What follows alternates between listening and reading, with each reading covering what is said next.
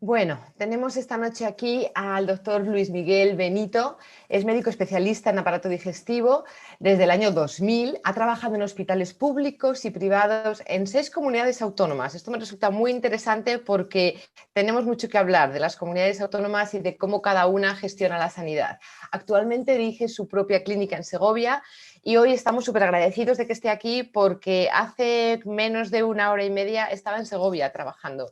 Así que, Luis, muchísimas gracias por encontrar el tiempo y por compartirte con nosotros. Buenas Muchísimas noches. gracias a todos vosotros por la invitación, claro, a compartir opiniones. Muy bien, pues bueno, tenemos un montón de preguntas que nos van haciendo porque me han mandado por email durante estos días y que van a ir entrando por el chat de YouTube o el chat del Zoom donde estamos ahora. Yo quería comenzar leyendo un artículo que has publicado en tu blog el 18 de octubre. Su blog se llama elmedicotraslaverdad.blogspot.com. Y bueno, hay un par de párrafos que realmente no tienen desperdicio. Me gustaría compartirlos para arrancar por ahí, para los que no te conozcan. Dices, entre saco de tu artículo, el miedo no te hace libre. Pero no solo no te hace libre al que lo tiene, sino que su propio miedo tiende a exigir que se coarte la libertad de los demás, de aquellos que con su conducta no miedosa ponen en peligro la integridad de quienes tienen verdadero pánico. Así va derivando el enfoque de la pandemia hacia una súplica para que las instituciones del Estado repriman cualquier conato de disidencia sobre la versión oficial. El miedo, el aislamiento social debe extremarse hasta castigar a quien no observe las normas dictadas en beneficio del bien común. La actitud de quienes no tienen miedo es tan temeraria que supone una burla hacia quienes tienen miedo. Y cuanto más miedo generemos, más justificada está la represión. Los médicos sabemos que no hay epidemia de virus en nuestros hospitales, ya no. La epidemia está en la calle, en los ojos aterrorizados que sobresalen por las mascarillas que esconden cualquier atisbo de sonrisa. Los medios de comunicación se han encargado de repetir de manera insistente y machacona la intención de las autoridades de equiparar esa prueba de diagnóstico auxiliar que llamamos PCR en un elemento para alimentar la psicosis. Los médicos sabemos que eso no traduce la realidad. Bueno, lo primero, enhorabuena, porque bueno, pues también tienes dotes periodísticas, Luis. Bueno, se aprende a escribir también, pues metiendo la pata y depurando estilos y corrigiendo y escuchando que a lo mejor lo que has escrito admite matices o hay que precisarlo de otra manera. Siempre se sigue aprendiendo.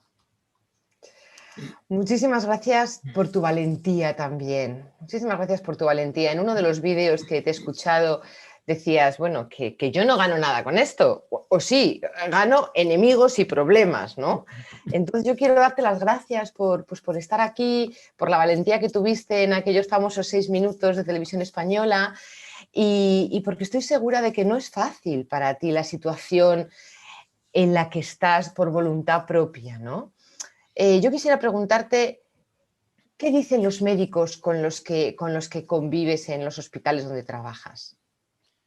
Bueno, los médicos, hay de todo como en botica, ¿no? En general, la opinión médica de los médicos en general sobre la situación sanitaria no tiene mucho que ver con el tema coronavirus. Si los médicos se pronuncian de la cuestión sanitaria, lo hacen en un ámbito más amplio, que es la situación laboral de los médicos. Si nuestro trabajo está bien remunerado, si tenemos demasiada tarea, si descansamos poco, si hay plantilla suficiente, si hay turnos suficientes para tener vacaciones o no, si te pagan proporcional al esfuerzo que haces. Esos son los debates médicos, laborales, que los médicos debaten. Ahora pues hay huelga de médicos o se ha convocado por parte de los sindicatos.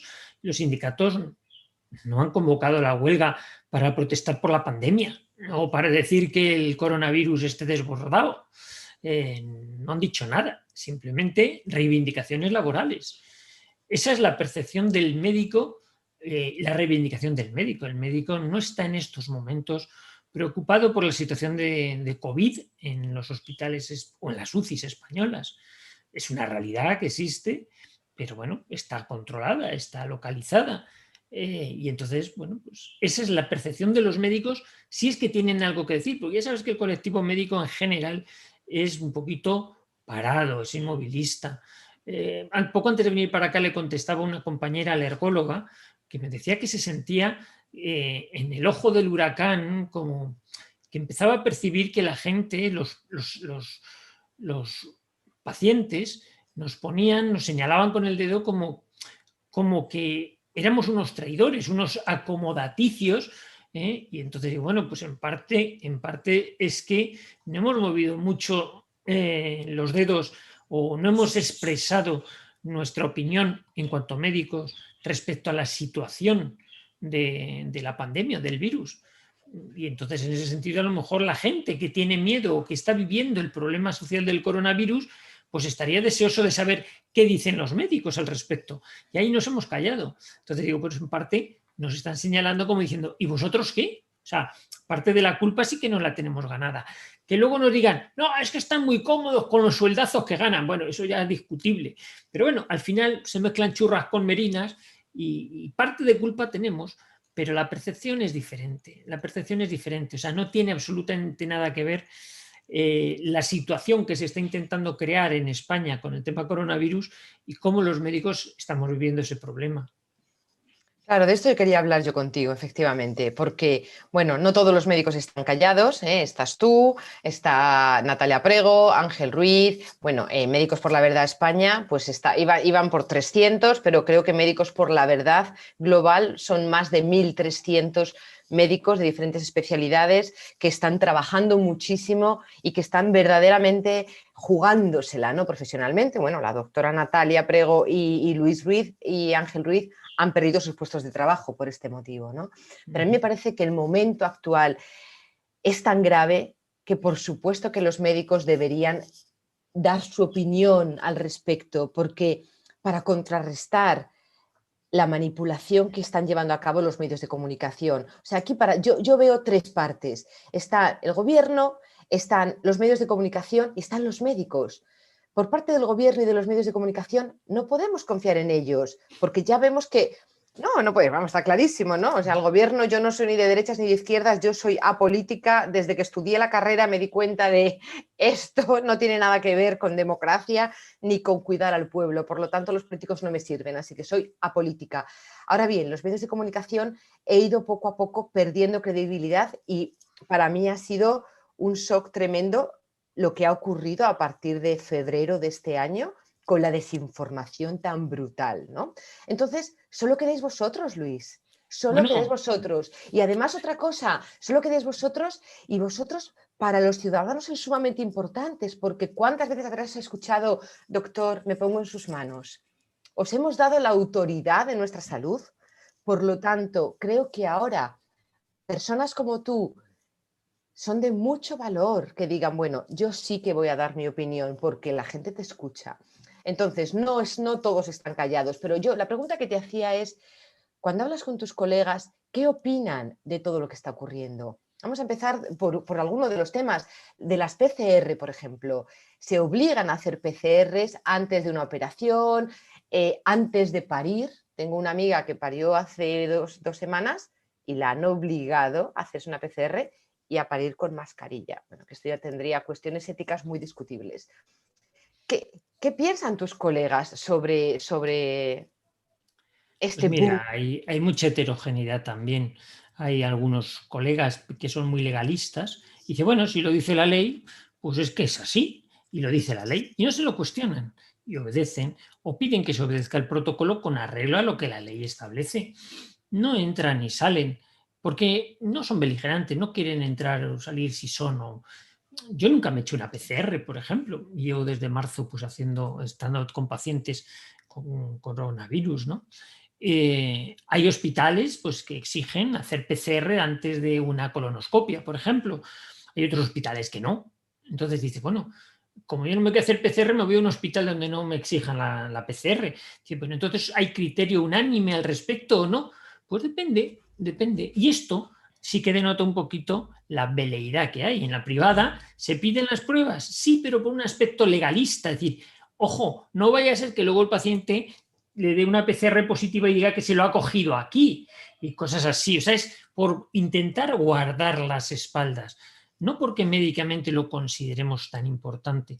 Algunos médicos sí que piensan que la utilidad de la PCR puede servir para limitar los contagios. Yo creo que cada vez menos médicos se lo creen, porque a la vista está que llevamos más de 14 millones de PCRs hechas, obligatoriedad de las mascarillas, y bueno, o sea, yo creo que a estas alturas el español que no haya estado en contacto con el virus ya es que le queda poco, vamos, debe ser el bicho raro, ¿no? Porque en el fondo el virus se termina expandiendo. Sí es cierto, y perdona, voy a hacer una regresión a lo que decías antes. Decías, el gobierno, los medios de comunicación, los médicos.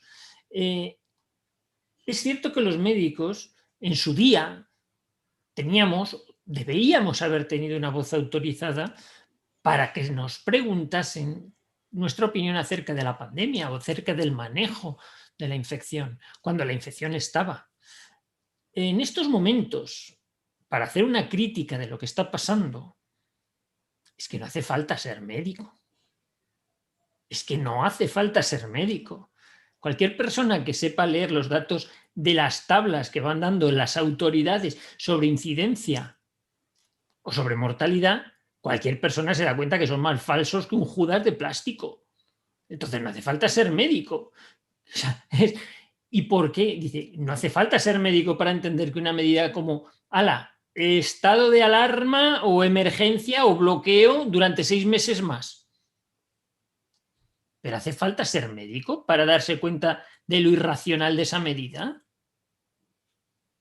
No Bueno, hace falta ser médico, Luis, pero a lo mejor sí hace falta que los médicos alcéis la voz y digáis esto, porque bueno, no sois tantos los que estáis en las redes. Digo las redes porque no os invitan a la tele. ¿A ti te han vuelto a invitar a la televisión alguna vez? no, yo estoy esperando porque, claro, ya me dijeron que cuando hubiese el rebrote me iban a llamar y aquí estoy porque dicen que ya hay rebrote, pero no me llaman, o sea que a lo mejor es que no hay rebrote o les tiro el rebrote abajo otra vez, pero bueno, pero quiero decir que en estas circunstancias también, o sea, yo como médico, claro que asumo la responsabilidad del silencio de los médicos, pero oye, ¿es constitucional un estado de alarma 6 meses?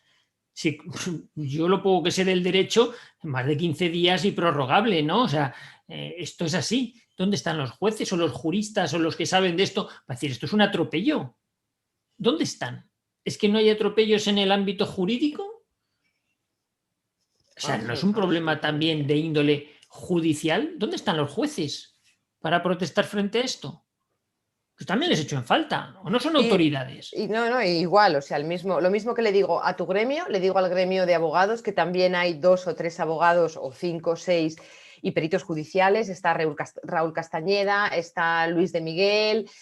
Bueno, yo estoy hablando ahora con Abogados por la Verdad Chile, Argentina, y con Rainer Fulmich, que es un abogado que ha denunciado al gobierno alemán por crímenes contra la humanidad. Y estoy al hablar con ellos porque queremos hacer un debate precisamente para hablar de los abusos a los que están sometiendo a los estados de derecho. Pero bueno, vamos a hablar de nuestro Venga. gremio, de que estamos aquí hoy con el gremio de los médicos, porque yo tengo muchas preguntas que me gustaría dialogar contigo. Por ejemplo, el tema de las PCR. ¿Por qué se hacen tantos PCRs? Bueno, pues investigando en uno de los BOEs, a mí me pareció tremendo lo que leí y después, hablándolo con Aitor Guisasola, me lo confirmó, ¿no? El Real Decreto de Ley 22/2020, el 16 de junio, regula la creación del Fondo COVID, que establece cómo se distribuye ese dinero en las comunidades autónomas. Y bueno, hice un pequeño vídeo sobre esto y os lo quiero mostrar porque me parece que es absolutamente revelador, ¿vale? Es 1 minuto, vamos a verlo. Quiero que prestéis atención, ¿vale? ¿Cómo se va a repartir este dinero en las comunidades autónomas? ¿Vale? Aquí os explican, el 35% del importe va a un lugar, el 30% va al otro. Atención al tercero, el 10% de su importe se distribuirá entre las comunidades autónomas de régimen común según el número de pruebas realizadas mediante PCR. relacionadas con el diagnóstico y seguimiento del SARS-CoV-2. Muy bien, vamos aquí abajo porque hay otra partida también en el tramo 2, serán 3.000 millones de euros. Y de nuevo el 10% se distribuirá entre las comunidades autónomas en régimen común según el número de PCR realizadas a 31 de octubre. Esto es muy importante. Bueno, ¿qué os parece? Vamos a ver, es una circunstancia que siempre, desde que teníamos noticia de ello, pues parece que se ha incentivado. Mira, mi opinión sobre las PCRs... Pero es que esto es muy grave, Luis. O Hombre, sea, claro que es grave. Vamos a ver, esto... que se dé un tanto por ciento a una comunidad autónoma en función del número de PCRs que ha hecho. Esto quiere decir que todo el que pase por allí con un dolor de muelas, una PCR. Me duele el codo. Ya. Hombre, no, Sí, pero... esto es absolutamente inadmisible. No, porque todo esto, si tiramos del hilo, Luis, efectivamente se hacen miles y miles y miles de PCR más, que además muchas de ellas sabemos que dan positivo a pequeños trazos bueno, yo no entiendo mucho de esto, pero a restos de virus que pudiste tener hace 2 meses, en fin, que son muy sensibles y que ya lo decía el que creó las PCR, ya decía, no las creé para esto, o sea, es muy importante que las usemos para lo que es, ¿no? Entonces, pero claro, a mayor número de PCRs, pues mayor número de PCRs positivas. Y es que resulta que sobre las PCRs positivas pivota todo lo demás. Por eso es tan importante hablar de que se está incentivando a las comunidades autónomas con dinero para que hagan más PCRs. Luego dan esos resultados y luego el Ministerio de Sanidad saca sus cifras y con esas cifras empieza la bola a rodar, Luis. Mira, el origen de lo de las PCRs cuando empezó la pandemia en marzo venía también del grito aquel del presidente de la Organización Mundial de la Salud, test, ¿no? Que debe hacer pruebas. Entonces, deprisa y corriendo se habilitó lo de la PCR, que el exudado nasal, pues bueno, es una muestra más bien pobre para poder hacer un análisis de si realmente uno tiene un coronavirus. Pero como estábamos en el fragor de la pandemia, nos estaba desbordando el tsunami, prácticamente nos valía cualquier cosa que sirviese para intentar averiguar lo más rápidamente posible si una persona que llegaba con una sintomatología febril tenía coronavirus o no. Era una herramienta cogida deprisa y corriendo para una circunstancia de urgencia. Y no había, por aquel entonces, os acordaréis, pues claro, las PCRs solo se hacían a los VIPs, había que ser diputado en el Congreso para que te hicieran 6 o 7 PCRs y tal. Y bueno, pues, ¿qué pasa? Que luego se dieron cuenta del filón que aquello podía suponer. Dice, andaban los médicos diciendo, ¿queréis pruebas PCRs? Y el gobierno liberalizó, sacó el decreto ese y dice, o vais a jartar de PCRs, porque además, como lo voy a incentivar, pues se van a hacer pruebas de PCR a todo el que vaya al campo a comprar una compra de más de 50 euros, le hace una PCR como está mandado. Y ahí como churros. Claro, cuando una prueba que es muy sensible, si se hace bien, se hace como churros, lo que obtienes es un churro.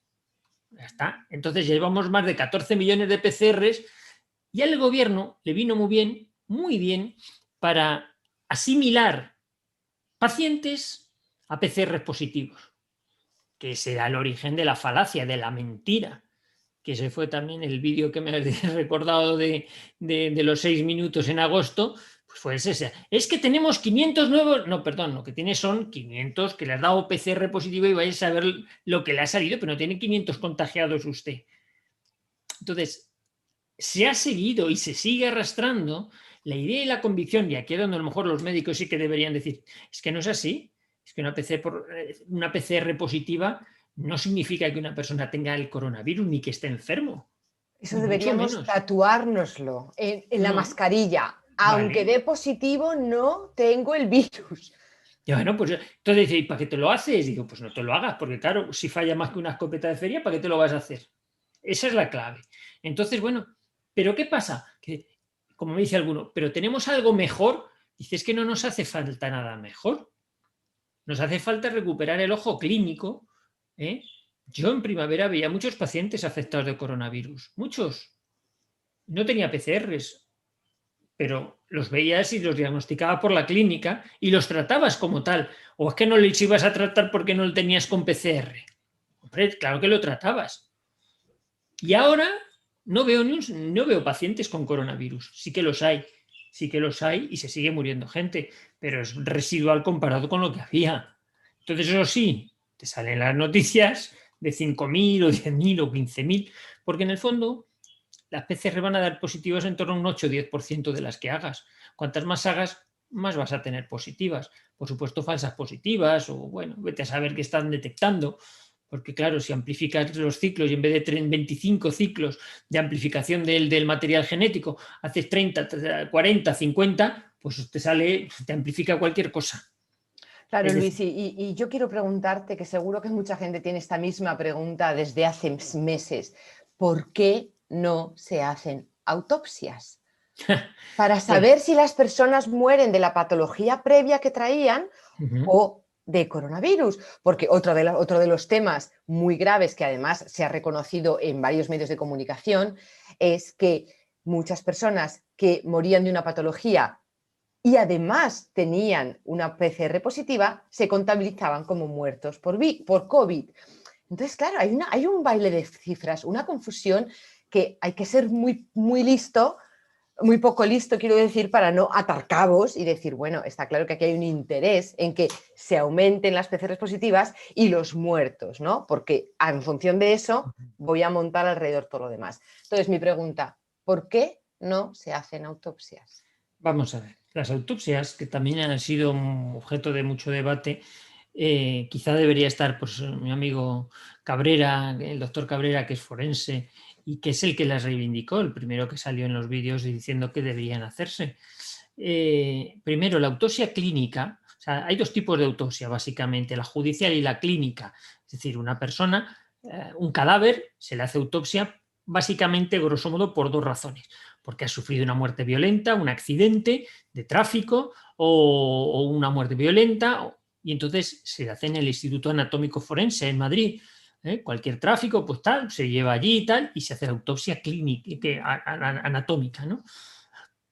Y luego están las autopsias clínicas, que son muy poquitas las que se hacen, porque son las que se hacen en los hospitales como consecuencia de una persona que ha fallecido y no queda muy clara la razón por la que ha fallecido. Globalmente la gente en la calle, no sé si tenéis idea, pero se hacen muy poquitas autopsias, muy poquitas. Globalmente, pues, a veces solo por petición popular. ¿Quién las hace? Los hacen unos, dentro de los médicos, o sea, unos patólogos. No les agrada especialmente hacer autopsias. Yo conozco patólogos que a lo mejor llevan 10 años y no han hecho nunca una autopsia. O a lo mejor hace más de 10 años que no han hecho una, porque nunca les ha surgido la oportunidad o el agrado de hacerla. Y cuando les toca hacer una, pues tampoco lo hacen con demasiado agrado. Los forenses clínicos, los anatomopatólogos, o sea, los que tienen que hacer autopsias judiciales, pues sí, digamos que con el debido respeto, hacen las autopsias un poquito más como churros, porque ahora otro que se ha ahorcado, otro que se ha tirado a la vía del tren, otro que tal, pues bueno, pues las hacen y digamos, están más acostumbrados a hacer autopsias judiciales, o sea, por muerte violenta. Con el tema del coronavirus surgió un decreto de prohibición, porque claro, en torno al fallecimiento por coronavirus, lo primero que se hace es tipificar o catalogar al paciente fallecido por COVID, pues como que ha muerto por accidente radioactivo, por contaminación radioactiva